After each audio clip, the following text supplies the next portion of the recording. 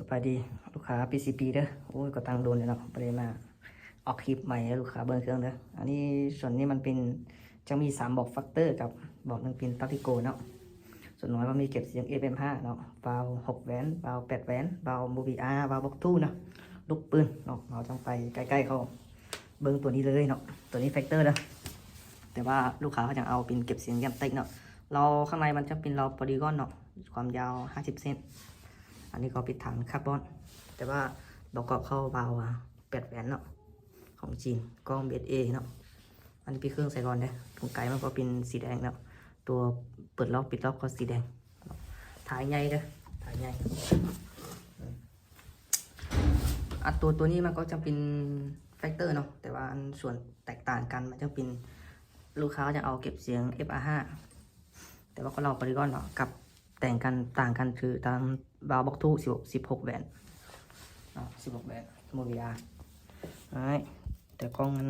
บีเอเนาะราคามันจะมาแพงกว่าตัวนี้หลายนะแพงกว่าตัวนี้ประมาณ3-4 ล้านเนาะตัวนี้แพงกว่าตัวนี้แตกต่างกัน3-4 ล้านเนาะความแม่นมันก็ดีกว่าเนาะคือเก็บเสียงนี้มันจะแพงกว่าคือมันเงียบกว่าเนาะเก็บได้เสียงดีกว่าตัวข้างในก็ข้างที่3นี่ก็คือการกับตัวแรกเนาะมันก็เป็นเก็บเสียงเรียนเต็กเราโพลีกอนก็เปล่า8แหวนกับมันถังคาร์บอนเนาะคือกันตัวนี่มันจะเป็นตักติโก้เนาะลำนี้ลูกค้าจะเอาเรา40 เส้นเด้อกับวาล์ว8แหวนถังคาร์บอนเนาะถ่ายในตักติโก้กล้องเบสเอเนาะแต่ว่าเก็บเสียง F5 เนาะแต่ว่ามันจะเอาเรา10 เส้นทุกอย่างนี้จะมีรับประกันหมดเด้อคือตัวนี้มันก็ระยะยิงไกลได้60-70 เมตรเนาะฝีมือดีๆก็100 เมตรเลยประมาณได้โฆษณาเกินไปเด้ออันนี้มีแถเด้มีรับประกันเด้เนี่ยเครื่องมันคือกันเนาะครับประกันคือกันอย่างที่แบบว่าซื้อติมเป็นแบบนี้เนาะจะเนาะจังมีสูบดุมๆแถมให้ลูกปืน1 กับเนาะกับเนาะจะขายย่อยคือนี้วาล์วบล็อกทู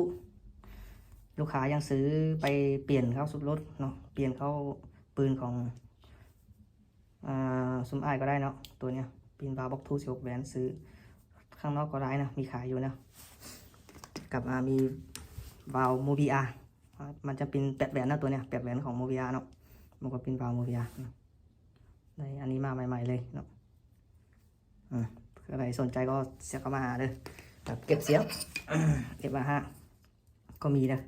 ถ้าใครอยากซื้อก็สนใจก็เสียเข้ามาเลยใคร